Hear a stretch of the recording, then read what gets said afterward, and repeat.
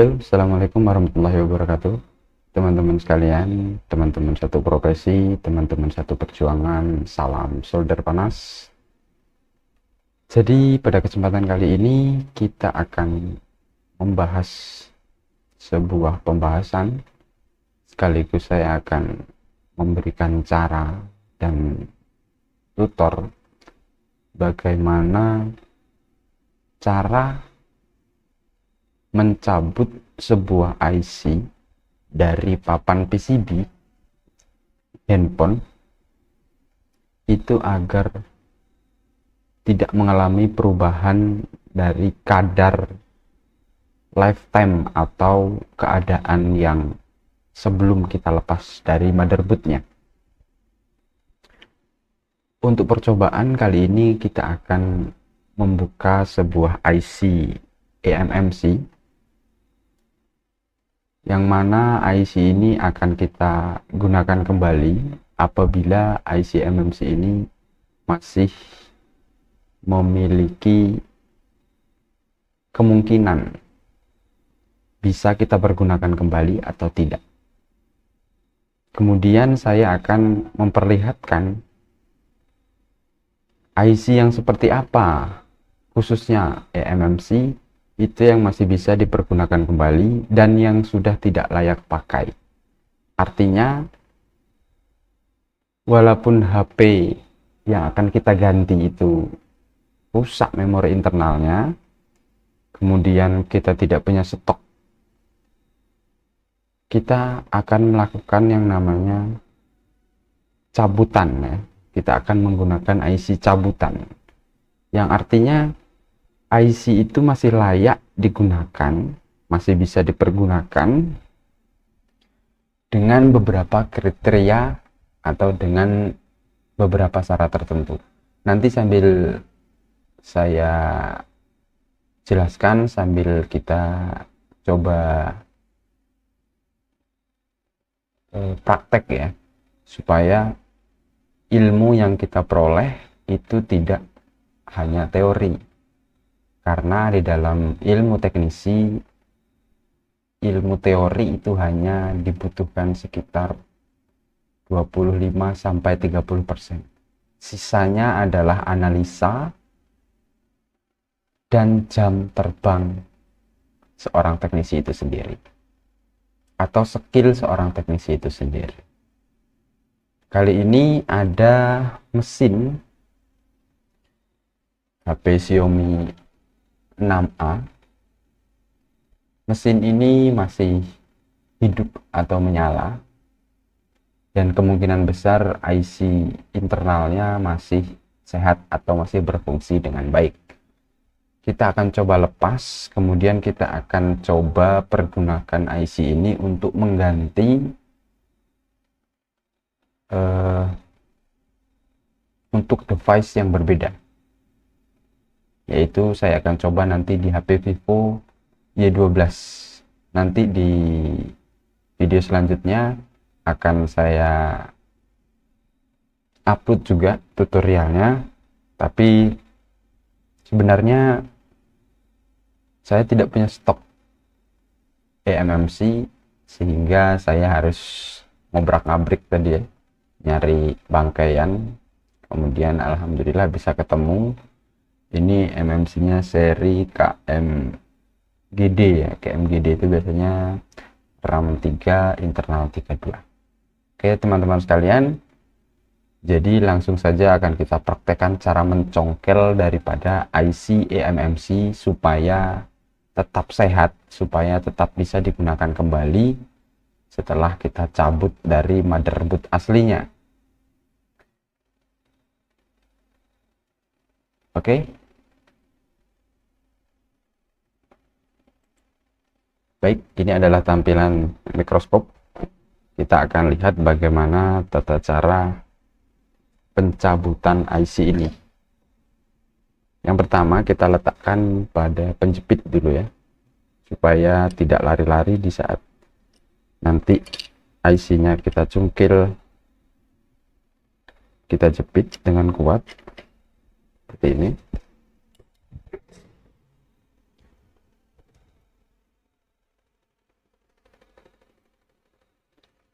Nah, teman-teman bisa perhatikan jenis IC-nya adalah KMGD ya.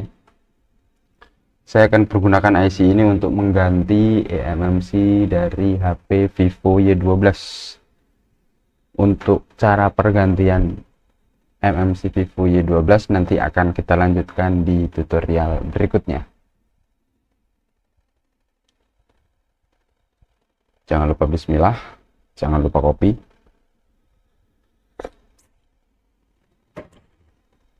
Kali ini saya menggunakan blower Wick 2008 original ya. Di sini saya menggunakan angin 50 dengan panas 380. Langkah awal kita kasih fluk ya, karena IC ini akan kita pergunakan kembali. Jadi kalau tidak diberi fluk maka bisa besar kemungkinan lifetime-nya akan bertambah. Jadi kita gunakan fluk semaksimal mungkin agar fluknya ini melindungi daripada IC-nya. Kita gunakan pinset. Kemudian setelah panas blower standby, kita akan langsung arahkan ke IC-nya. Tapi dengan syarat blower ini harus merata panasnya, tidak boleh stuck atau diam di satu titik saja. Karena kalau dia diam di satu titik, maka dipastikan IC eMMC ini bisa pecah atau melepuh, atau bahkan nanti mati atau tidak bisa detect lagi. Makanya ini coba perhatikan blowernya, ini saya putar terus tanpa henti dengan tujuan supaya panasnya ini merata kepada semua bagian timah yang ada di balik daripada IC ini, sambil digoyang-goyang seperti ini. Dan ingat teman-teman, karena panas kita ini dikategorikan dengan panas yang lumayan tinggi, maka kita tidak boleh terlalu lama, sehingga kita harus sedikit memaksa IC ini. Tidak harus menunggu sampai meleleh, benar-benar meleleh, kita harus cepat, gerak cepat untuk mencupilnya. Kita lebih dekat lagi dengan putaran yang lebih cepat. Nah, seperti ini. Hati-hati, jangan sampai jatuh IC-nya.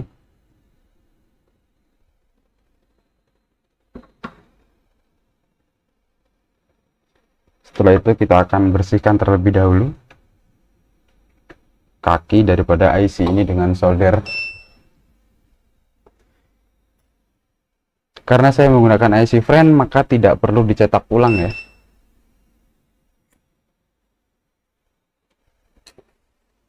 Cukup kita ratakan saja kaki-kaki IC-nya seperti ini.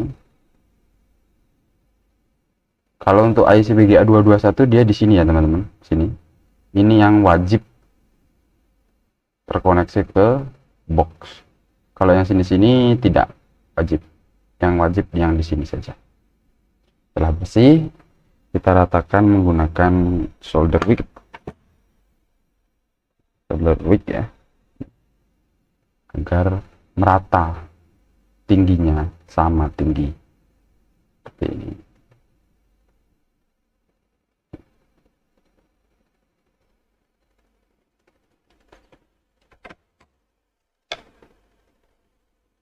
Diusahakan hati-hati, pelan-pelan, dan jangan pernah beri thinner di saat IC ini masih panas. Jadi kita tunggu sampai dingin dulu baru kita bersihkan dengan thinner. Karena nanti kalau dalam kondisi panas dia kita siram menggunakan thinner, bisa biasanya dia bisa error teman-teman.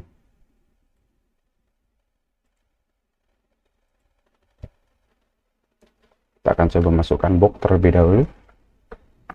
Kali ini saya menggunakan isi jetak ya teman-teman. Kebetulan saya punya hanya isi jetak. Dulu pernah punya Yupi tapi udah saya jual. Kali ini saya hanya punya IC jetak dan soketnya kita menggunakan IC friend ya teman-teman. PGA 221 di sini ya. Kita cambut. kita cari BGA221 ini di sini. Kemudian kita akan buka si cetak plusnya.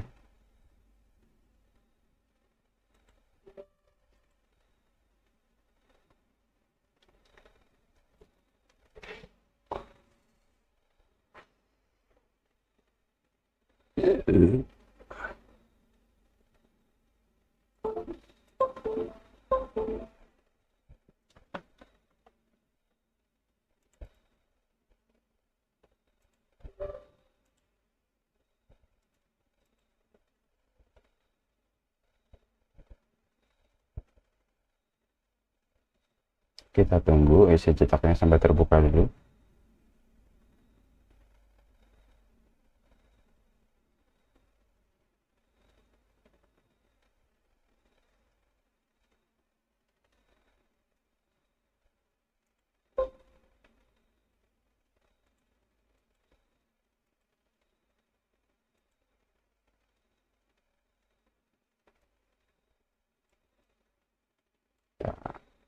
Terjadi.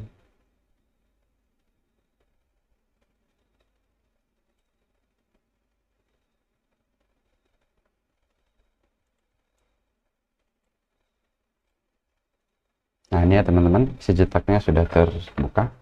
Akan kita coba masukkan soket IC friend-nya. Kemudian kita pilih apa ini update ya, tidak usah kita update. Kita pilih di interface-nya dulu, kita gunakan IC cetak 2 atau socket ya.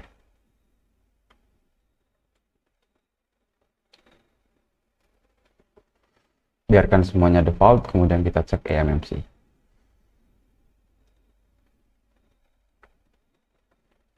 Coba kita read partisi dan kita coba lihat isi firmware-nya.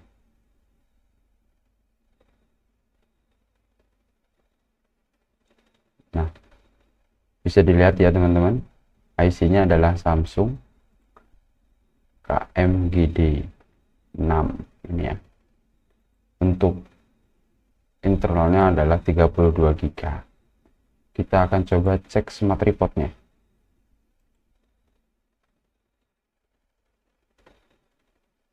Nah, di sini masih hijau ya teman-teman. Coba perhatikan di sini. Di sini 40 sampai 50% device lifetime usage. Artinya sudah hampir setengah masa aktif daripada kondisi IC eMMC ini dipergunakan. Kita akan lakukan yang namanya update firmware daripada IC eMMC ini.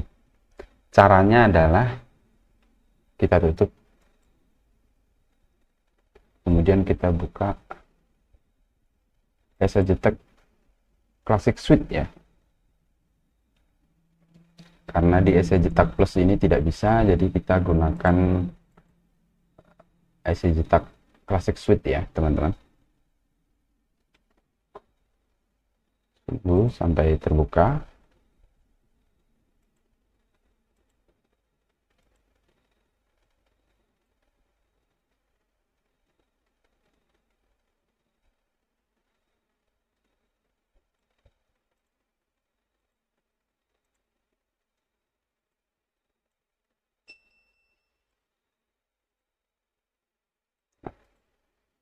Sini kita pilih eMMC, kemudian kita coba detect IC eMMC-nya. eMMC sudah terbaca di sini. Oh, ternyata di sini terbaca ya teman-teman. Ini adalah Xiaomi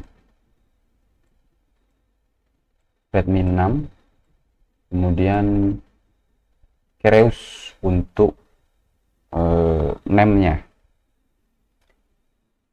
Langkah awal adalah kita klik di sini lanjutan, kemudian kita pilih dump MMC FW.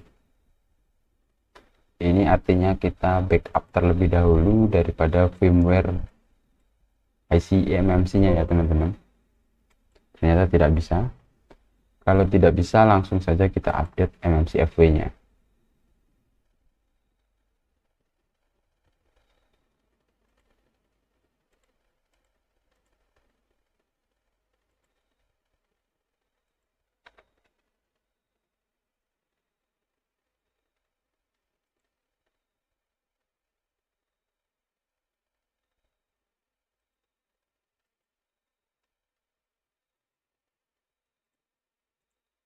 Ini ya teman-teman, kita update MMC FW. Kemudian di sini tidak ada pilihan, kita pilih yang advance mode. Kemudian override firmware, kemudian kita klik sini, kemudian kita cari di program C, karena dia tidak otomatis ya.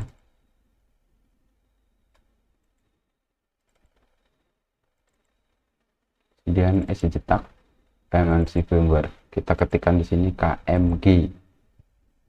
Ini sesuaikan, sini adalah KMGD 6000 BM.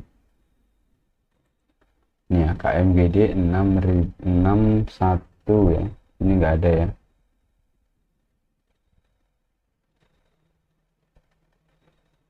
Ini tidak ada teman-teman.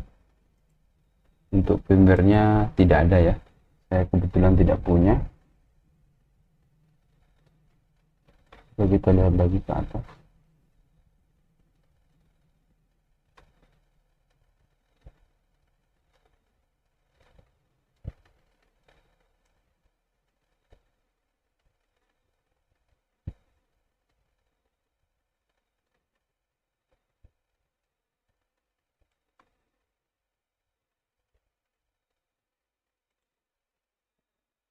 Kita kecilkan untuk voltage-nya, untuk bus width-nya. Sini kenapa terbaca ini ya? Kita akan coba tutup lagi teman-teman. Kita akan coba buka isi cetak plus yang tadi. Kenapa berbeda? Seperti berbeda. Coba kita lihat MMC-nya dulu. Ternyata di sini MMC-nya KMGD 601 BM ya teman-teman. Kenapa tadi terbacanya error seperti itu ya? Saya juga tidak tahu kenapa bisa error.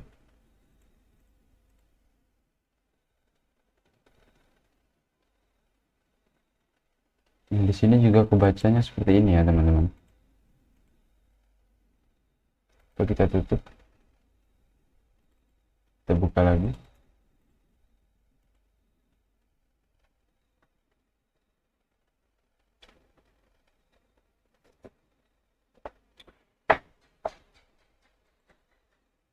Klik MMC, kemudian kita klik detect.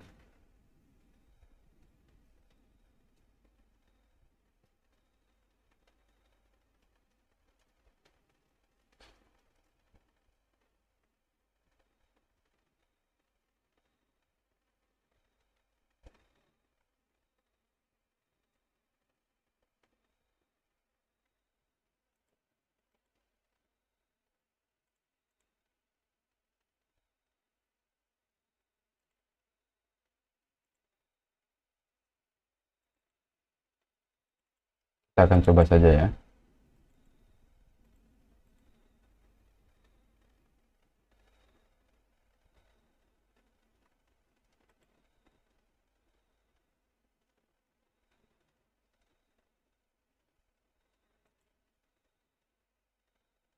B421.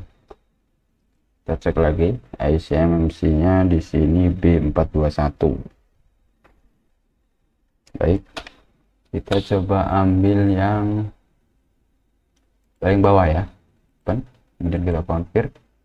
Baik, kita coba tunggu apakah bisa.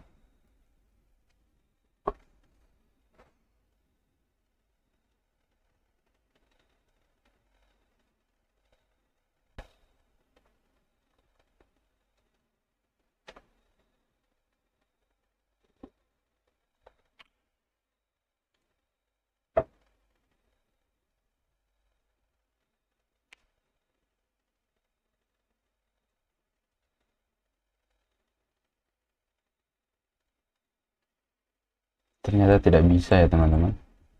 Saya pun tidak begitu paham isi JTAG ini, sepertinya ada bug yang dari kemarin saya coba update FFU itu tidak bisa. KMGX juga seperti itu, KMGD ini seperti ini juga. Saya tidak tahu apa ini memang bug daripada PC JTAG atau gimana, atau mungkin ada trik lain untuk update FFU daripada KMGD ini sendiri.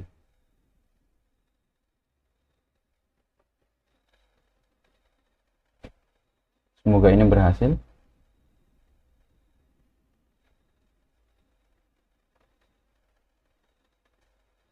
Nah, ini bisa ya teman-teman. Ternyata kita salah ambil daripada firmware eMMC-nya ya teman-teman.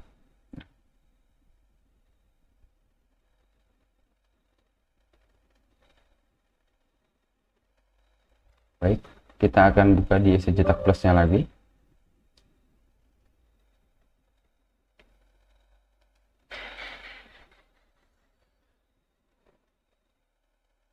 Apalagi kalau dia BGA 254, isi JTAG ini kayaknya masih ngebug ya.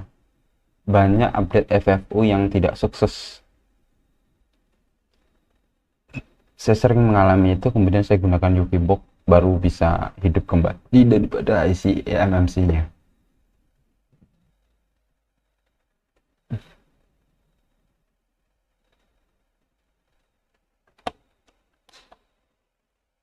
Coba lagi, karena ini terbaca 4 bit ya, kemungkinan ada kaki yang tidak menyentuh. Kemudian kita cek di bagian smart report. Baik, di bagian smart report ini sudah kembali normal atau kembali 010 lagi. Nah,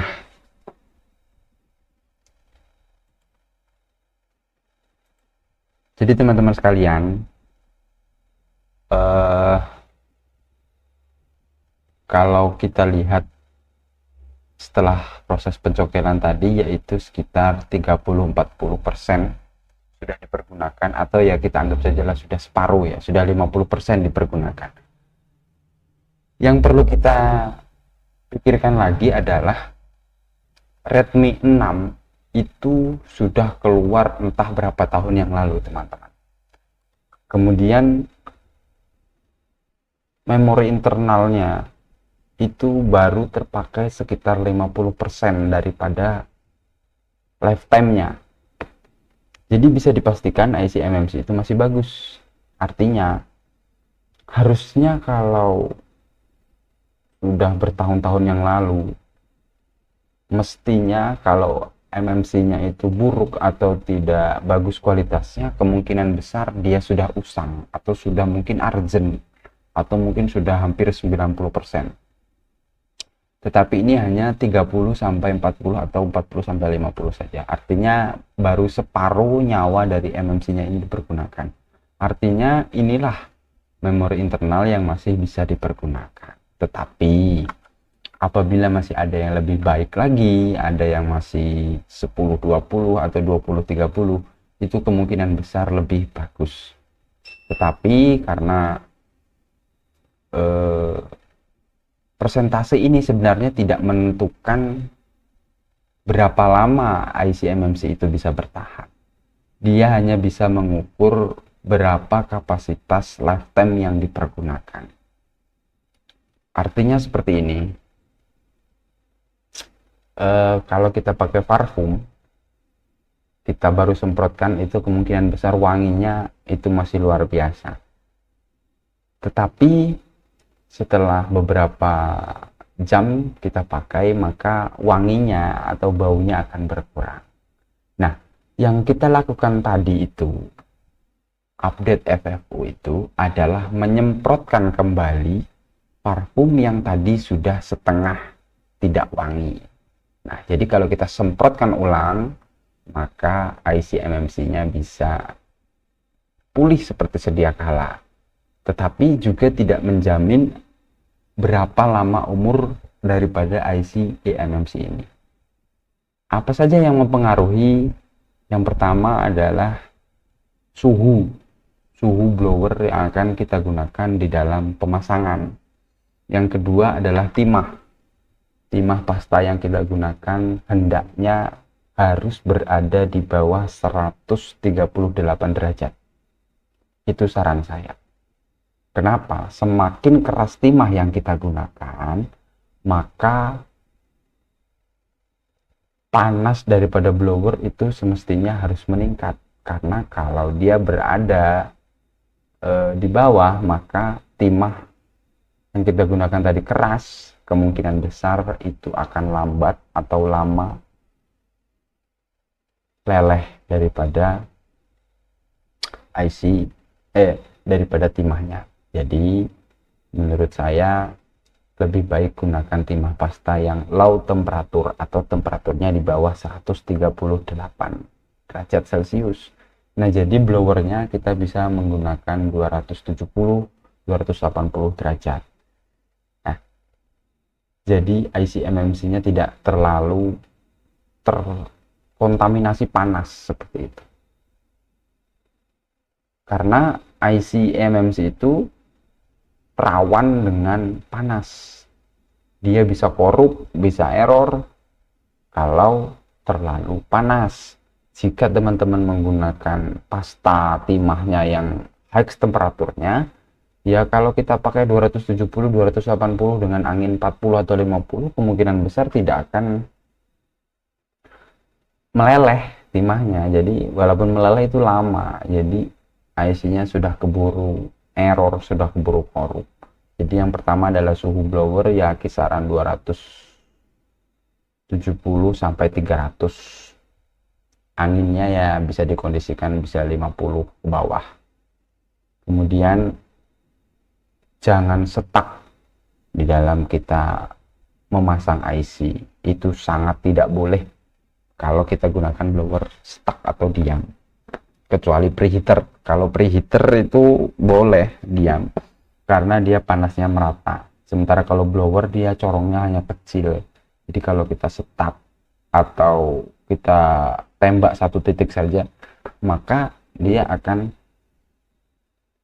panasnya mengumpul di satu titik saja, tidak menyebar dan tidak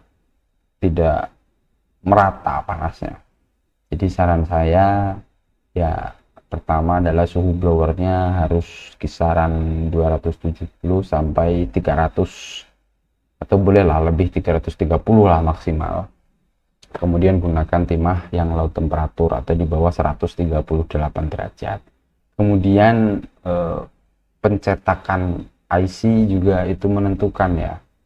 Jadi kalau IC-nya kita cetak kemudian hasil cetakannya tidak bagus, maka bisa menyebabkan bad connect atau kalau satunya panjang satunya pendek, maka ketika yang panjang ini sudah menyentuh PCB yang bawah, yang pendek ini kemungkinan besar menggantung atau tidak connect. Jadi diusahakan cetak kaki IC-nya harus benar-benar rata, harus benar-benar rapi. Oke, kemudian kita pasang secara presisi, kemudian kita diamkan sampai dingin, baru kita nyalakan. Dan jangan lupa, kalaupun ada, gunakan thermal pad atau pendinginnya, letakkan di atas IC MMC-nya. Itu akan membuat IC-nya adem, tidak panas. Kemudian flux, jangan lupa gunakan flux untuk pemasangan IC MMC-nya agar dia panasnya sedikit tertahan dan panas dari semburan blowernya bisa merata. Seperti itu ya teman-teman. Jadi sekali lagi, IC MMC itu jarang pakai yang baru ya. Saya sendiri kemungkinan besar belum pernah pakai IC MMC baru ya. Karena kalau saya lihat di marketplace Shopee waktu itu yang masih bisa akses toko luar negeri, kalau sekarang kan sudah nggak bisa ya. Paling pakai AliExpress dan lain sebagainya yang bisa mengakses toko-toko luar negeri. Saya pun nggak tahu kenapa Shopee sekarang tidak bisa akses toko-toko di luar negeri. Dulu itu pernah saya lihat Harganya luar biasa teman-teman kalau yang baru itu. Jadi kita gunakan yang 2N atau yang cabutan-cabutan saja. Tetapi perlu diingat, kita harus beli IC MMC itu kepada orang-orang yang bertanggung jawab. Artinya ya kalau fisik itu nggak bisa ditandai ya. Fisik daripada MMC-nya itu tidak bisa ditandai teman-teman. Kemudian lifetime-nya ini juga bisa dimanipulasi. Ya seperti ini tadi. Ini walaupun sudah arjen 90%, kemudian kalau kita FFU maka dia akan lifetime-nya kembali ke 0,10 lagi. Tetapi lebih baik kita beli mesin gambling ya, mesin X Fabric itu yang biasanya itu adalah masih grass ya, belum pernah kena blower dan lain sebagainya. Kalau kita beli copotan-copotan yang 2N itu biasanya ya adalah pemain-pemain yang usil, yang sudah arjen, bahkan mereka FFU, mereka jual belikan seperti itu. Jadi hati-hati, kalau belanja MMC dicoba dulu 1 atau 2, kemudian kita coba pasang, kemudian bagaimana menyala atau tidak, dengan ketahanan berapa lama, seperti itu. Karena yaitu banyak calo-calo yang gak jelas ya. Kadang-kadang yaitu IC sudah busuk, sudah lifetime-nya habis, bahkan arjen, atau bahkan mungkin sudah dead. Itu kalau IC Samsung masih bisa dinyalakan kembali, masih bisa dites poin, kemudian diupdate FFU-nya, masih bisa nyala. Tapi nanti kalau kita pasang ke device, ke HP, itu tidak akan awet teman-teman. Sebenarnya ya kita jadi teknisi ini serba salah ya. Kita beli IC taunya itu adalah dari baca deskripsinya. Deskripsinya bagus, ini cabutan sekian persen, ternyata itu adalah IC MMC yang sudah arjen, yang sudah habis masa lifetime-nya, bahkan sudah dead, kemudian dihidupkan kembali dengan cara test point dan update FFU. Oke teman-teman, jadi itu semua yang bisa saya bagikan, mudah-mudahan ada yang bisa bermanfaat lah ya buat kita. Hati-hati, sabar, teliti, itu adalah kunci daripada pekerjaan kita sebagai seorang teknisi.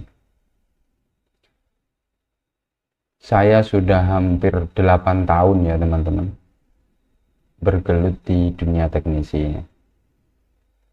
Mulai dari belum menikah sampai sekarang anak sudah hampir umur 6 tahun atau 7 tahun lah.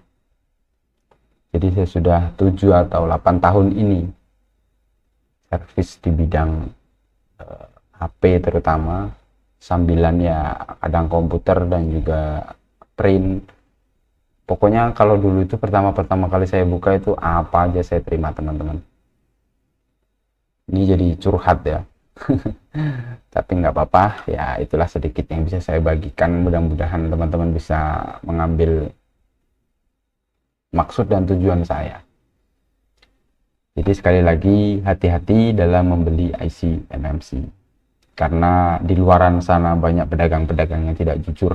Saya tidak mengatakan semua pedagang online shop itu tidak bagus, tidak, tetapi harus teliti, harus dicoba terlebih dahulu. Beli 1 atau 2, coba kita pasang, kemudian tahan berapa lama ya. Kalau misalkan bagus, besok bisa dipercaya, berarti teknisi berarti penjualnya jujur ya. Karena ya itu taunya kita beli, kemudian kita pasang, nyala, kemudian tidak tahan 2 hari 3 hari balik lagi. Oke teman-teman, itu aja yang bisa saya sampaikan. Mudah-mudahan bisa diambil sedikit manfaat di dalam menentukan IC MMC, kemudian di dalam tutorial cara mencabut IC MMC-nya. Itu aja ya. Kalau ada yang mau berkonsultasi atau mau ditanyakan, atau bahkan mau ada yang mau berbagi sharing-sharing, boleh. Dan saya mohon maaf apabila ada penyampaian saya yang tidak berkenan, kata-kata saya yang masih belepotan, harap maklum karena ini masih belajar ya teman-teman. Jadi sekali lagi saya mohon maaf, kalaupun itu ada benarnya, itu adalah dari pengalaman saya pribadi dan tidak lepas dari campur tangan Tuhan.